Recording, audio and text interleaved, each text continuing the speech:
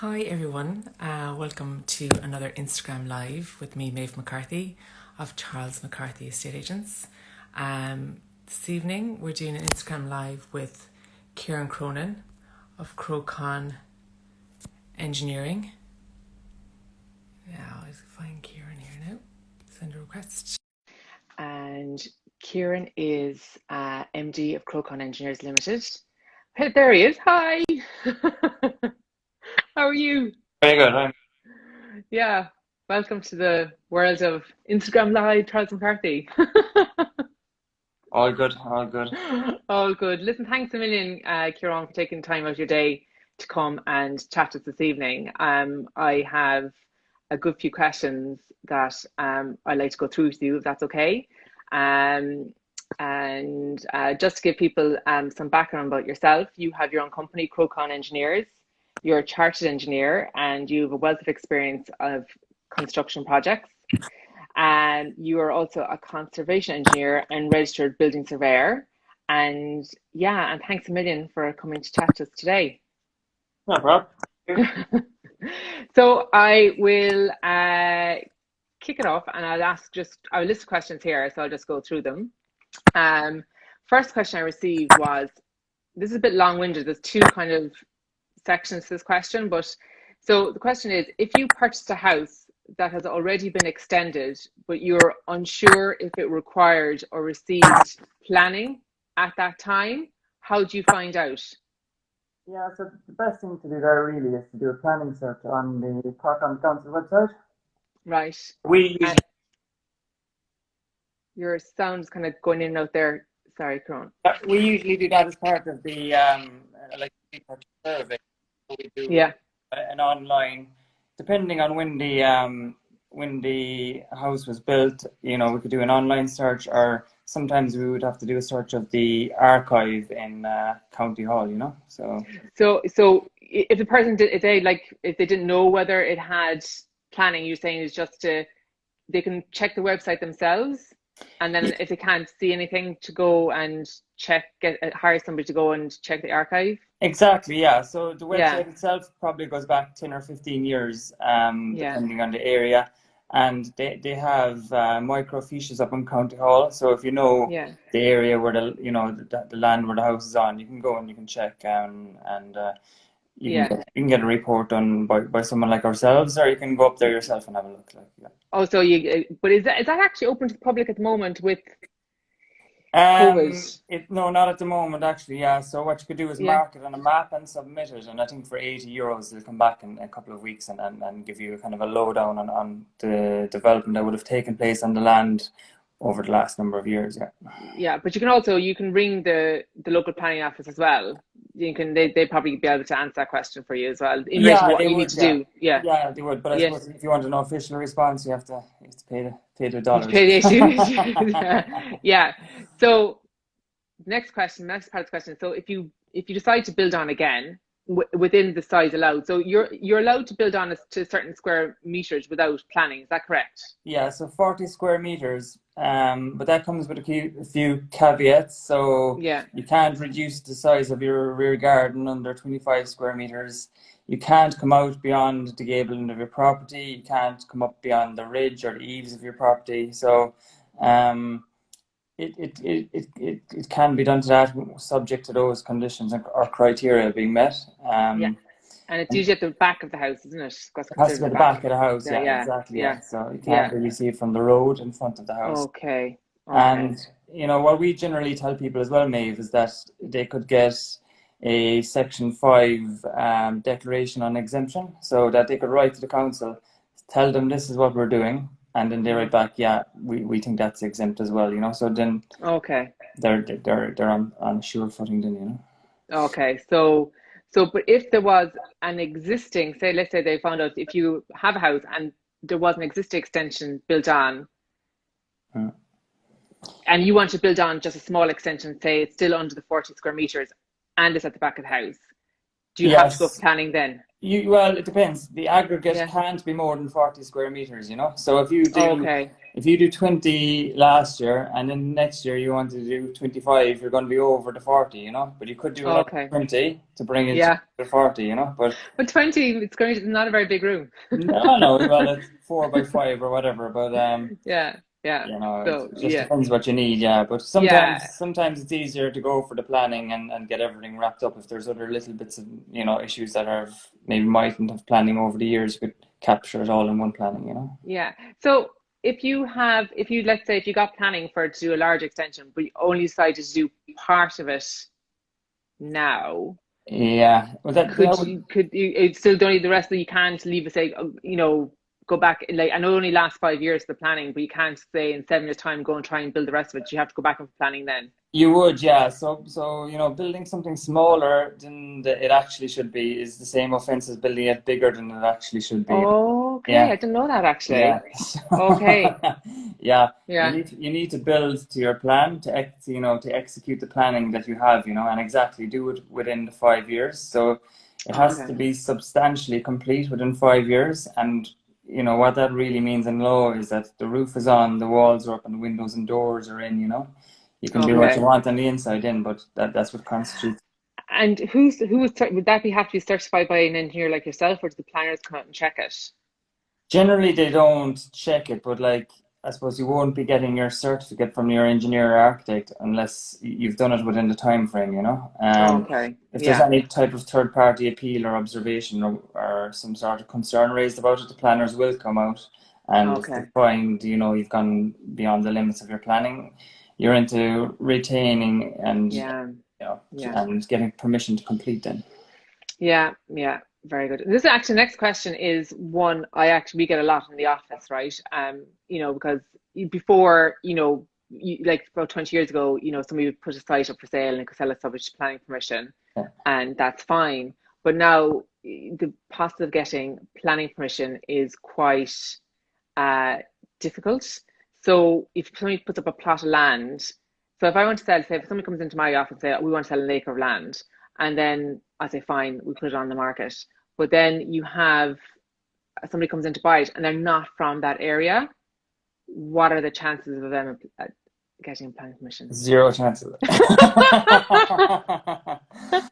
It, and Yeah, it's really yeah. not down to the plot of land. It's the person, you know. So It's a what chance has the person, yeah. person got of planning permission? It really has nothing at all to do with the land, really, you know. Subject to Yeah, normal planning and engineering issues that you have to overcome for a site anyway. But yeah, you know, yeah. I okay. feel like sometimes I'm bursting people's dreams when they come into the office. They're going, oh, we'd like to go. Oh, no, you're not from, and it's very specific. Yeah. Like it's not like it's down to the town land. It's not just the area, isn't it? It kind of comes down to that. Yeah, there's a recent ruling where they said kind of Yeah. 1.5 kilometers, and that's kind of nearly taken as the crow flies from where you live, you know, so Okay. or along the nearest road from where you live. And is So it and how long do you have to be living in the area to constitute over being a seven local? years, yeah. So over 7 years, Over you seven know. years. Yeah, yeah, Okay. yeah. Okay.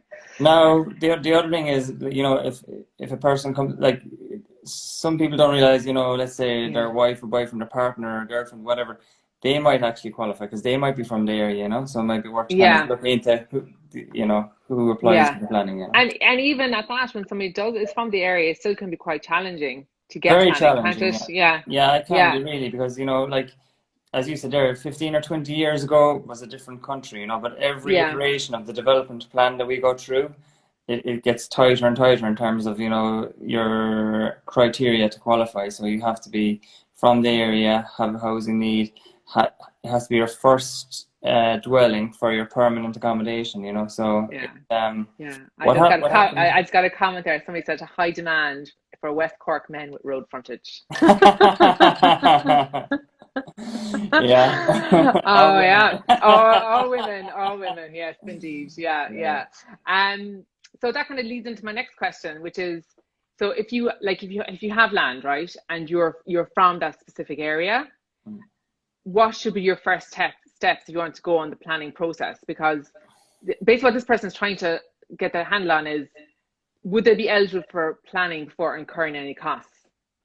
Yeah, so I suppose the first thing to do is, you can do a kind of a sense check yourself, like, do I qualify with these bits and pieces, or talk to an architect or talk to an engineer, Yeah, and, for a 10 or 15-minute chat, a person will be able to tell yeah, you, what your chances are.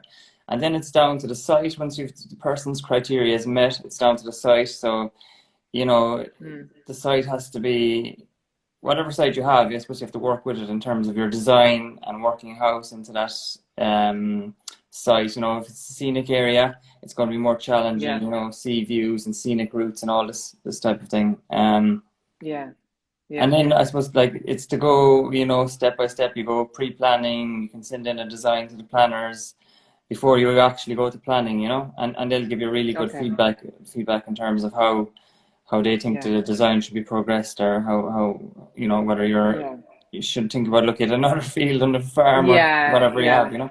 But yeah. So, but do you before you can go for pre-planning? Can you go for pre-planning meeting with the planners, and just to say, look, before you kind of engage an engineer or an architect, incur those costs? Can you say, look, this is a field, this is where I'm like, if I build, like, if I come back to you with pre-planning meeting, building a kind of standard enough house, do you think this would be, I know they'll never say 100%, but do you think that would be worthwhile, or do you think you're just yeah, better off, well, yeah, you know?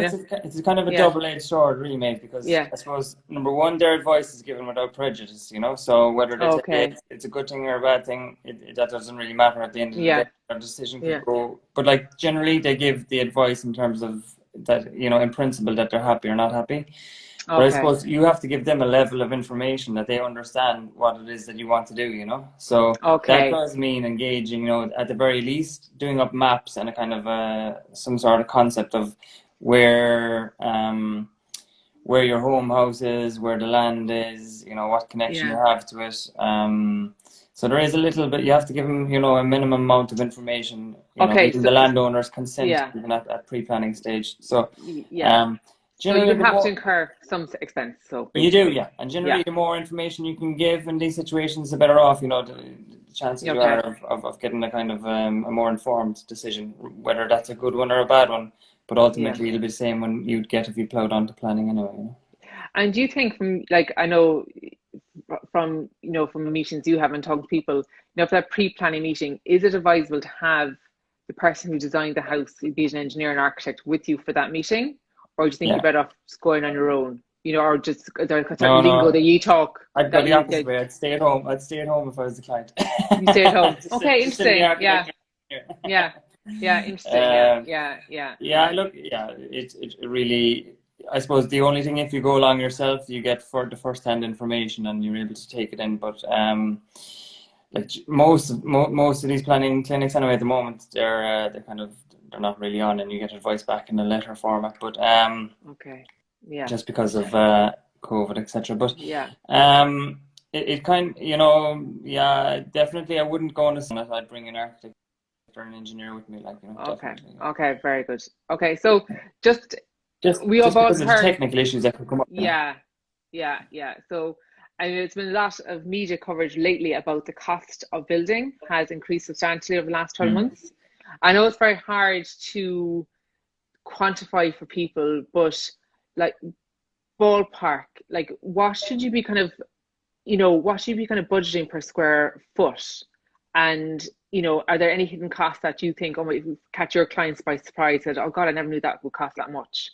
Is there anything that I know it's every house is different, Yeah, every spec is different, but is there anything you can yeah, kind of say, look, this is what, like, septic tank percolation unit costs 20 grand? I don't know. Do you know what I mean? So just to give people an yeah. idea, you know? Yeah, so generally, at the moment we allow for probably per square foot, 150 euros per square foot, or 160 euros a square 150. foot. Wow. Yeah, it's gone up a Yeah. lot, hasn't it? Yeah, yeah, Oh yeah, at least, to be fair, like, and it's the longer it's just going north of that all the time, now, And is that because the building regs but have I become think, so high in relation to the spec of houses? Is that why it's kind of one of the reasons?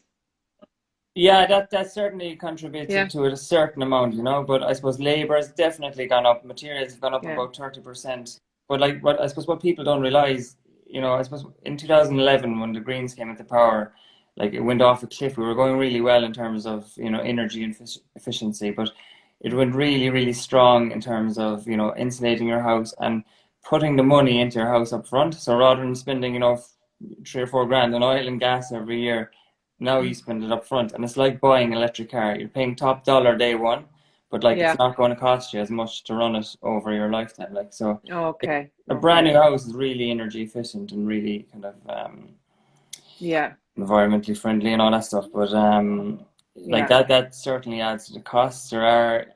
There's extra supervision in terms of the new B car, but like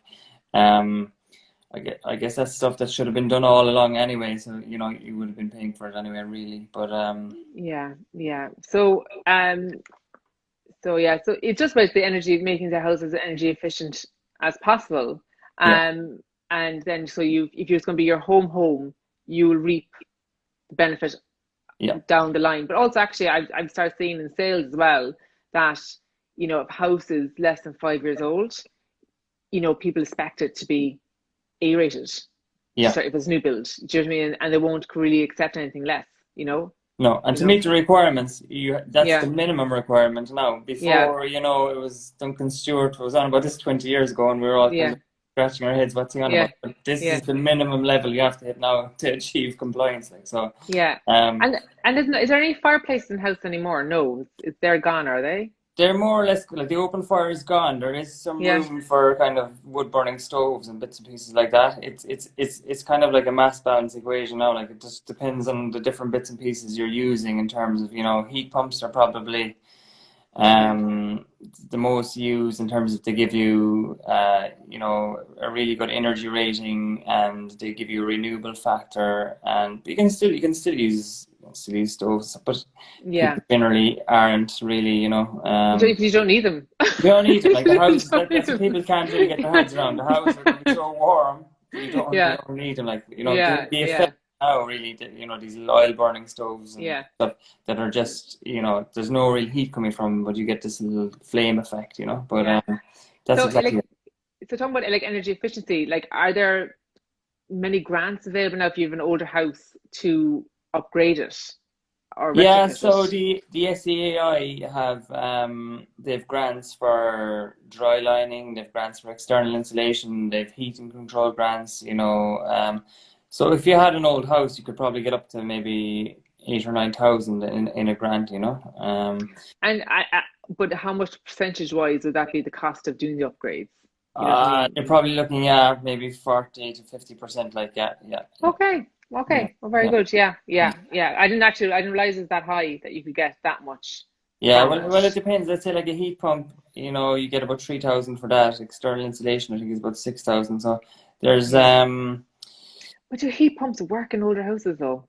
As well, it just depends. Like sometimes they, like those older houses again, in a Yeah. way you have to environmentally manage them. Like, and what I mean by that is you have to heat them, you have to ventilate them, you have to Yeah. kind of nearly live in them, like the fire, making sure it's kept, Yeah. kept Yeah. used. So I Yeah. think in a way that if you have a heat pump and it's on down low at a kind of a constant rate all the time, that it's going to Hmm. be better than an oil boiler coming on, because they run at a low temperature. It's Yeah. like an oil boiler comes on and maybe comes in at 65 degrees and back out at 55 or whatever, and it's hot, really fast.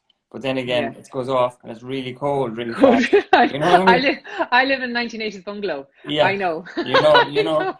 I So know. Yeah. for a 1980s bungalow, it's not too bad, but for an Yeah. old house, that's really stressing the materials in the house. Yeah. So it's like these stress tests you do in the lab. The really Yeah. intense, hot, Yeah. cold, hot, cold, hot, cold.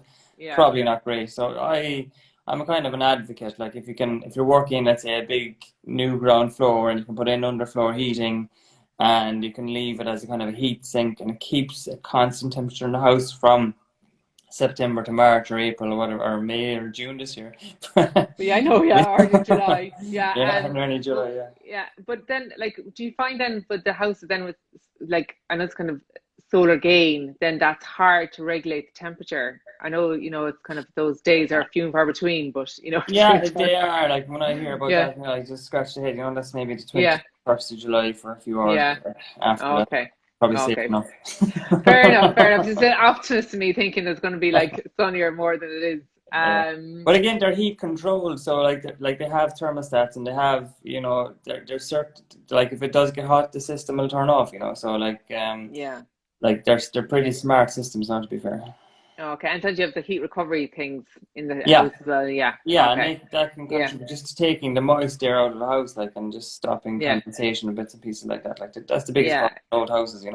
Yeah. And tell me, just there's another question we get as well, coming back to the kind of went off in tangent there. Coming back to the plot of land. So we have selling a piece of land, and so if somebody can't get planning on it, Yeah. but they said that's fine. I'll put a mobile home. I'll put a caravan there. Yeah. Can they do that? No. No. No. No. You can Yeah. generally the only way you get, Yeah. like, say, a mobile home is if you got, right, let's say you met all the right criteria, and then Yeah. you got planning for a house, and you might also put in, right, it'll take me 2 or 3 years to get the finance, and I'm going to build it. It's going to take me 2 or 3 years, and you can Yeah. put in a temporary permission to put a mobile home. I've done that a couple of times. So the mobile home goes on, Okay. but it has got a Yeah. temporary permission then for maybe 3 years, so it has to go by, whatever 3 years time date is, and the house is Yeah. built, like, Okay. Yeah. Yeah. So yeah, again, people's dreams just kind of burst in their bubble when I come I into know, yeah. this office. Yeah. So, but what is it like? That's a good question. Got these like temp, and then also it's just if like a half house. So these are becoming more popular now. These half houses, which are they prefabricated houses from Germany? Is that what they are? Yeah, exactly. Yeah, so they're Yeah. prefab houses, and they come along like a kit, and they're put together. Yeah. But so that's what they call off-site construction. So um, in a way, I suppose you're kind of guaranteed. It's kind of a factory finish in terms of all your finishes are generally put together in the factory, and it's like Lego, and it goes together on site, Yeah. supposedly. But that's Yeah. you need is let's say the foundations, the subfloor, and all that stuff. That still Yeah. has to go in, like, and all your services has to go in. But then this thing gets dropped Okay. down. But again, it Yeah. has to meet certain planning requirements. It might be okay in a service site in a town, but Yeah. if it's out in the middle of the country and it looks like a German chocolate box house, the Yeah. planners will be scratching their head about that, to be fair. Same as those log houses, we get people every week saying, I want to Yeah. build one of these log houses, like, so you'll be But telling. they work in like, I mean, they're great if you live in a really dry climate, but do they work in such climate, like a damp climate like Not really. Ireland? You'd be telling him You to move know? to Finland, and go for it, like. Yeah. Because I had a guy once who built a house, and he was a client, and he's like going, this he bought over German engineers and German architects, and it's everything's from Germany. Yeah. But they built a German house in Mm, West Cork, and mm, what they did was that wall, they had no cavity, mm. so it wasn't like the rain in Ireland, in West Cork at times it's horizontal, as you know. So the rain just Yeah. went through the wall, and massive problems with damp because Yeah, they had yeah, no yeah. cavity. They had no cavity in the middle of their wall. It's mad, do you know? No, I'm a big So advocate of the cavity. It's your yeah, second big chance. cavity, yeah. Um, so in general, if you're going to go for planning permission, what, like, I know we said about pre-planning. So that's your first step, is go for pre-planning. Hmm. So what are the kind of general steps you need to go through, and how long does it take? If Yes. everything went according to plan. Yeah, if everything goes according to plan, so let's say to put your design together, that might take 3 months between the client and the architect or engineer or whatever, just to get all their ideas together and put a plan together, okay? Yeah, Then you go for your pre-planning, which you will be waiting for, maybe 6 to 8 weeks for that, because they have a queue and everyone's on it. And then yeah, let's say you submit your planning, like you'll have some sort of decision back, within 8 weeks, whether it's further information or a grant or a yeah, refusal, but you will have something back. And yeah. then 4 weeks after that, let's say if you get granted, you'll get your final grant, and within 2 weeks after that, really, you could start building if you had, concurrently, if you Okay, tendered it and had a contractor going to self-build or whatever. yeah. And is there a kind of general cost for planning, or is there like Yeah, I just a suppose charge you pay to planning? it really Yeah. depends on kind of, I suppose, the amount of design stuff, but like you want to be allowing kind of 7 or 8 thousand anyway for planning. And then development charges would be separate from that. Yeah, they're separate. So, Yeah. generally for a kind of a 2,000 square foot house, they're probably around, 3,500, something like that. And what are development charges? So yeah, good question. So if again, let's say you were in a town, and it really depends on the amount of services that are being provided to you. So if you're out the country, you have a road and that's about it. Like, you have your own well and you're going to have your own septic tank or treatment plant or whatever, Yeah. So they charge you a certain amount. I think it's about 19. Your sound just went there, Ciaran. Sorry. Yeah. So you're saying there, no, I'm just saying that we're in the town, the cost would be more development charges, I think. Yeah, because you have more facilities if you're in the town, so they account for that. So let's say if you lived next to a rail line, you'd be paying extra for that, So just the more amenity you have, the more you pay. But generally, out the country, it's something like €19 a square meter. So it's about, let's say it's maybe 3,500 for a kind of your ordinary middle of the road house, Yeah. And what grounds can planning be refused normally, do you see? Yeah, so that's generally down, I suppose, first of all, the criteria of the person. If they don't meet the criteria, they'll fail to get planning. And then you have your design issues, So a lot of that would be in terms of the design, the bulk and the scale and the size of the house, So if someone wants to drop down a house, that they've seen, in Arizona, next thing this gets dropped down, 9-bedroom mansion, they won't be having it, I suppose the other thing then is engineering issues. So if there's, if there's a road, let's say the TII, traffic, if they comment on the file, or if the local engineer doesn't think that the junction is okay, but they're generally issues that you should have ironed out anyway before you're going for planning. So they're not really refused on them, really. Yeah. So let's say you decide to go ahead and build or renovate your house or build an extension. Yeah. And then say, look, I'll go for a tension afterwards. Is it difficult to get? Or is there that, sometimes people say if it's there more than 7 years, they can't make you take it away. Like, what is the rules governing all that? Yeah, first of all, that's kind of a bad idea, to be honest. Yeah, it is a very bad idea. It is a very bad idea. We don't advocate that. No, we don't advocate that at all. No, God, yeah. Well, it makes your house, from my perspective, it makes your house unsaleable. It does. Well, and we come, that keeps us on the job. You come along and someone asks you to survey a house. You do your bits and pieces, survey the house. Next thing you do your planning checks and you say, hang on, right? So a sale that was imminent now is maybe 6 months down the road because the person hasn't all their ducks in a row, And you're at risk until you get your planning, And it's fine to say that you're, the statutes of limitations up to the 7 years, and up to 12 years after that. But that's still, just because they can't take an enforcement order against you doesn't mean you have planning, So if the person coming along to buy your house, if let's say they're not a cash buyer and they're relying on a mortgage, so the solicitor is going to have to give an undertaking that the property that's being mortgaged is marketable, So if anything happens that the client who's buying the house can't make the repayments, that this property can go on the market and be sold. So if there is any uncertainty around that, they're not going to sign that. No, it is. It's, and I find a lot of times where I go to meet clients the first time to say, look, thinking about putting a house in the market, and I say, look, is your planning in order? And they go, no, everything's fine. And then lo and behold, the house is like 1.5 meters wider than it should be.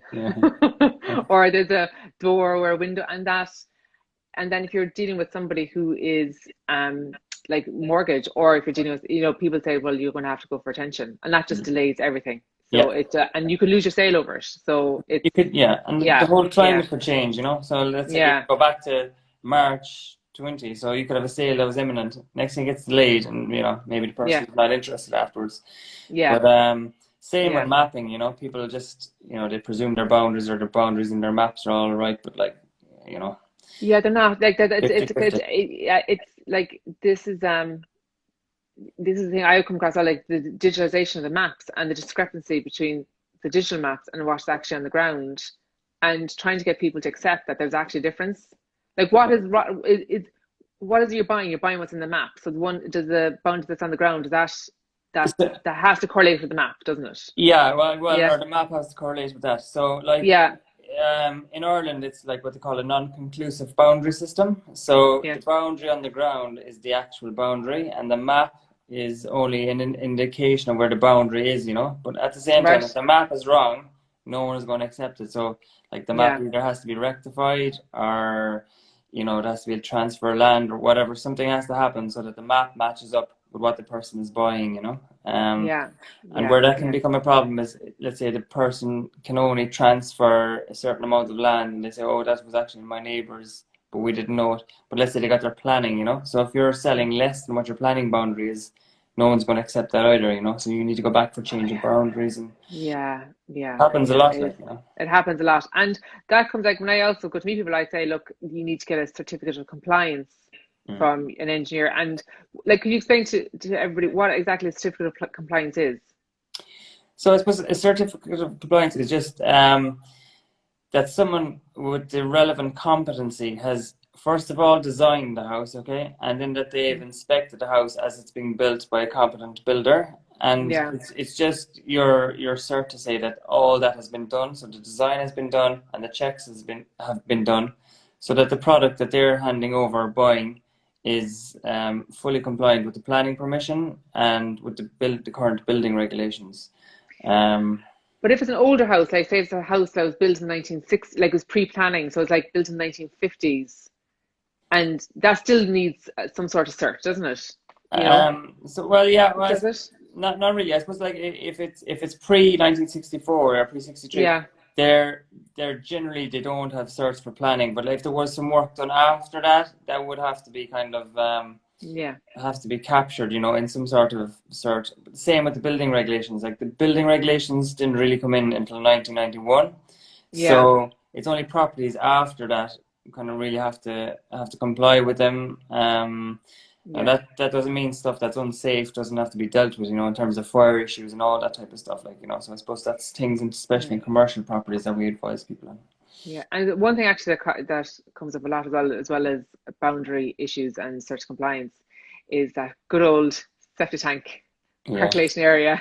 yeah, Now, if you have a house, this is something I find difficult to get my head around, right? So if I'm selling a house and the septic tank and percolation area complied when that house was built, right? But now you're selling it and it doesn't comply with modern day building standards. But if you, but why would that be an issue if you're buying it if it comply then? You know? yeah. No, it's not an issue really. So it's okay. Yeah. It only has to comply with the regulation that was there at the time. But Okay. the thing is, it can't be a pollution hazard, you know. So if you have something that complies with the requirements at the time, but you know the tank is leaking or the percolation area is Yeah. inundated or something, Yeah. that's a problem. But like, there's no one going to make you come along and upgrade it, you know, as long as it's, you know, not next to a well or there's not some pollution difficulty with Yeah. tanking. But then if you ever want to go planning to build an extension or to renovate it, the first thing the planners probably make you do is upgrade your septic tank, I would think. No? Yeah, it depends. Or I just suppose. says, Well, they'll ask yeah. for someone to assess the existing tank. You know, so the old tanks, I Yeah. suppose, right? They were old block built tanks, and they were kind of small because people were only washing once a week. You know, they're Yeah, just that's bath in the it. Sunday or whatever. You know, but now we're Yeah. all shower. You know, just the Yeah. capacity of the tanks, and there's more Yeah. people kind of in the house and stuff like that. Yeah. But it's just that if yeah, and we could go and some of the older, right? So what happened was maybe in the, you know, the 60s, 70s, some of the older concrete septic tanks, you know, they were great, Yeah. but the percolation areas, maybe what happened was too much, you know, of the other water was going into it, so the downpipes and stuff might have been going into it, right? And they just got a bit inundated. But if they were done properly, they actually work in perpetuity. Like, you don't Yeah. have to Yeah, go they near do. them. Yeah, they do actually work great if they're done properly, the older Yeah. ones. Yeah. Yeah. So the more Yeah. modern ones, which, you know, were in vogue, you know, during the boom, they've got blowers and filters and all that type of stuff, right? But like Yeah. the great Irish lads, we never maintain anything, right? So unless it's unless the whole thing goes wallop, no one looks at it, right? So, That's but it. all these things have to be maintained, like, at least, every second year, like, but maybe probably Yeah. once a year, but, Yeah, I know. Yeah, I don't yeah. know. When they start working, you know all about it. I'm sure. Um. So, uh, last question actually is when you're asked to do a survey. So when I have somebody buys a house and they say, "Oh, look, I think you have to get a survey done on it," and you go out to survey a property. Like, are you given a criteria by the solicitor for the purchaser, or how is there certain standards that you have to questions you have to go through that you have to check Yes. when you check a house? So both, I suppose we divide it up, right? We've kind of got engineering matters, and we've got the structural survey, okay? So Yeah. in terms of the structural survey, like we have our own in-office standard, okay? And I suppose no Right. two surveys are the same, but we've got a Mm, checklist of the minimum amount of information that we pick up by going out to the survey. And mm-hmm. I guess that's just in case, as I say to the lads, if someone gets hit by a bus in the morning, that we can open the file and say, hang on, this was X, Y, and Z was here when we were there. Okay. But like no two surveys are really the same. Like I compared to someone walking into the doctor's surgery and you have a good look at them, and by the time they're sitting at the desk, you kind of nearly know what's wrong with them. So, and it will be Okay. the Yeah. same in Yeah. houses. You have to go and have a good look around and a route around and stand back and look at it and Mm, just kind of check for defects and maybe kind of obvious repairs that were done or in yeah. older I properties. suppose the houses I'm trying to show all its best Yeah. attributes, and you're trying to point out all its negative attributes. So Yeah, that's the and difference. to be Yeah. fair, like what we Yeah. try to do is write an Yeah. objective report and let people make up Okay. their own mind. I never tell people to buy a house or not to buy a house. We just give them the Yeah. facts and they can make up their Yeah. own mind. And then, That's fair. That's fair enough. yeah, So yeah, in that's terms good. of the letter for engineering matters, like that would be coming from, there's a kind of a law society checklist that we'd go through in Yeah. terms of declarations of identity for service and all that type of stuff. Rights of way leaves, if there's anything detrimental to the enjoyment of the property, let's say a way Yeah. leave going through the yard or whatever, the boundaries, access to the public road, all that And kind of stuff actually, is captured. as you mentioned it there, rights away and the registration rights away, it's something that's getting very little press at the moment, but it's a massive issue.